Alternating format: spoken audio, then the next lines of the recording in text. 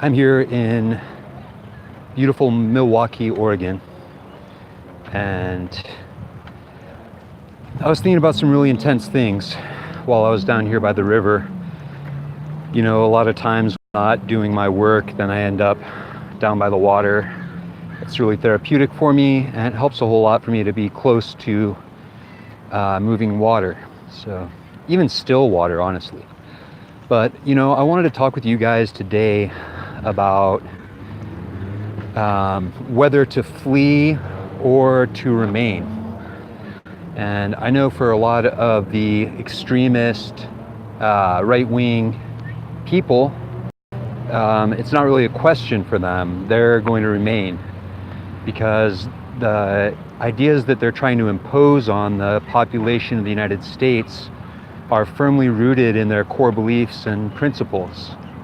So when it comes to putting small children into concentration camps, well, you know, I don't feel good about it. I don't think we should put children in concentration camps or separate them from their parents. Child separation and incarceration in a for-profit system is very disturbing. And honestly, this is just the beginning of what's going to be an extreme fascist slant in the United States. And for a lot of people, it's an option to flee. You know, that's why the Supreme Cheeto is talking about it, because the fascists want us to leave the United States. They don't want people like me who believe in actual liberty, actual justice, and freedom for all. You know, they believe in, you know, this horrible brand of freedom that we have right now that is almost exclusively for the wealthy class of people. And to me, that's not accessible or acceptable. And, you know, I slave my ass off trying to make money and earn credit and buy things and own products and subscribe to services so that I can be a productive member of society and afford things. So anyway, the people who can leave the United States, it's important for you to be able to do that. That's a very important thing that people need to be able to do. If you have that ability to get your passport and get outside of the country to a safe place that won't deport you or you know, cause you to be subject to United States law and justice, because those of you who can get out of the United States can advocate for us and be a voice for us on the international stage and say, look, we don't agree with the direction things are going. We don't feel okay with it. So we had to get out because we can't survive it. And, you know, the people who can't get out, it's important for us to build resiliency networks of connectedness and understandings and beliefs and strengths, and share them and share our resources. So if it's easy for you to get out of the country and you can flee and you feel good about it, go. I endorse that. I endorse it wholeheartedly, because it's going to take people outside of the country advocating for us to escape the fascist regime that's being imposed.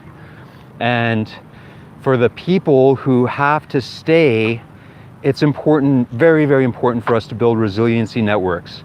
So talking with your neighbors, figuring out who can grow what, understanding which animal husbandry, sharing skills, connecting with other people who are within your direct bio region. You know, there is going to be a genocide by starvation.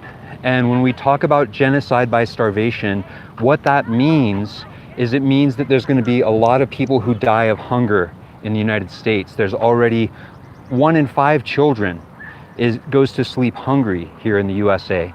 So those people can't get out. People like me and the other poor people, we can't escape the fascism. Our only option is to stay and try and resist fascism. And if we're going to do that, it's going to take the support of people who have the resources. So if you can somehow help a person get a passport so that they can get out of the country. You know, this is a real thing. This is a real thing, and it's important to understand this because the walls work both ways. They're created to keep certain people out, but they're also created to keep certain people in. And the only way that we're going to have an effective escape is if we mobilize immediately.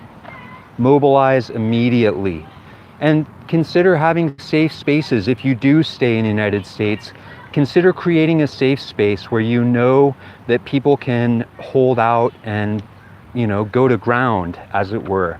Because what's happening is they're creating a criminal class out of people who are just doing everyday things trying to survive.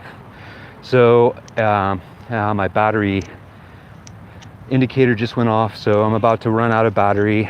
But I wanted to talk about this, and I get out of Facebook jail, so if you follow me over there, I'll see you soon.